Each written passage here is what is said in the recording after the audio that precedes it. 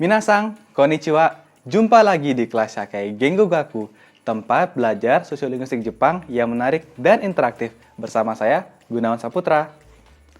Nah, topik kita kali ini adalah mengenai bahasa Ainu.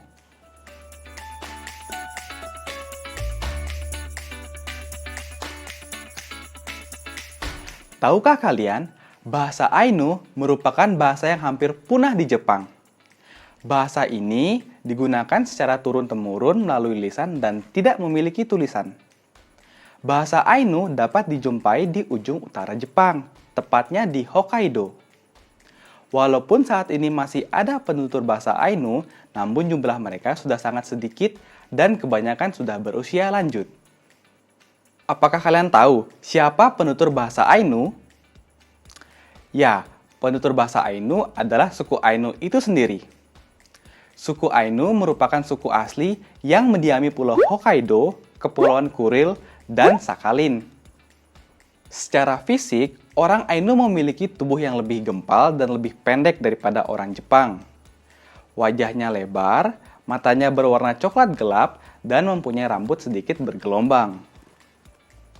Selain ciri fisik, kebiasaan mereka juga berbeda dengan orang Jepang, seperti menato bibir, memelihara janggut, dan memiliki potongan rambut sebahu.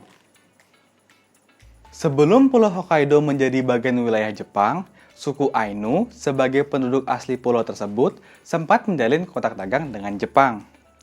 Nah, akibat adanya kontak dagang tersebut, muncul kosakata pinjaman antara bahasa Jepang dan bahasa Ainu.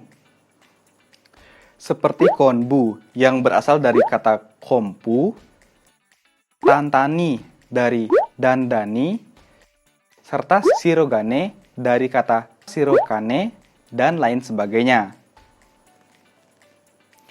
Orang Ainu biasanya mengalami kesulitan untuk membedakan antara chi dan ji, tsu dan zu, pu dan bu dalam bahasa Jepang.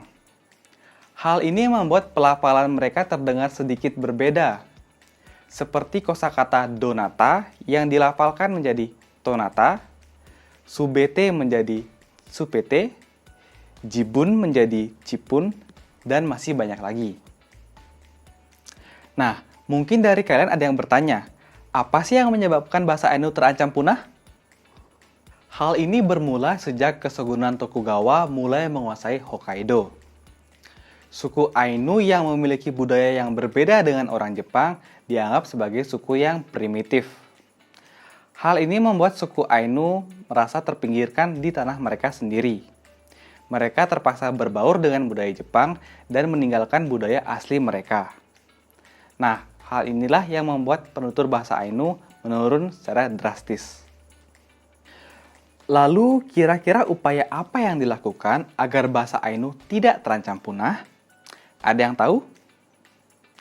Ya, kurang lebih upayanya sama seperti Indonesia, yaitu mengadakan mata pelajaran bahasa Ainu, melakukan kampanye, lomba pidato, dan masih banyak lagi.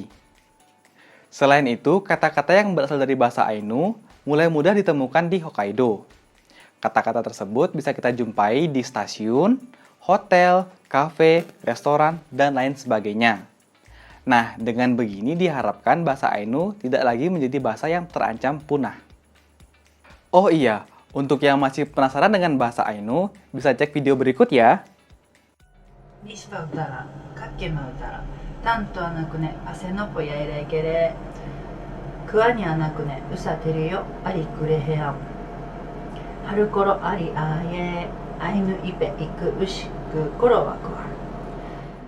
Bagaimana? Apakah terdengar dengan jelas?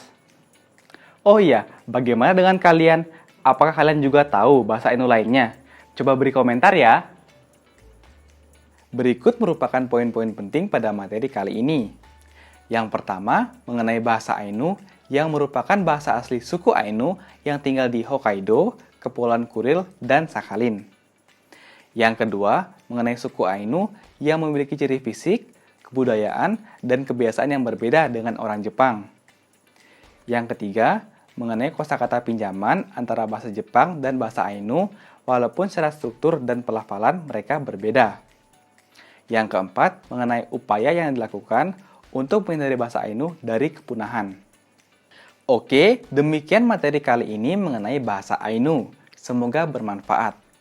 Jangan lupa like, komen, subscribe, dan share video ini agar semakin banyak orang yang tahu. Akhir kata saya ucapkan terima kasih. Arigatou gozaimasu.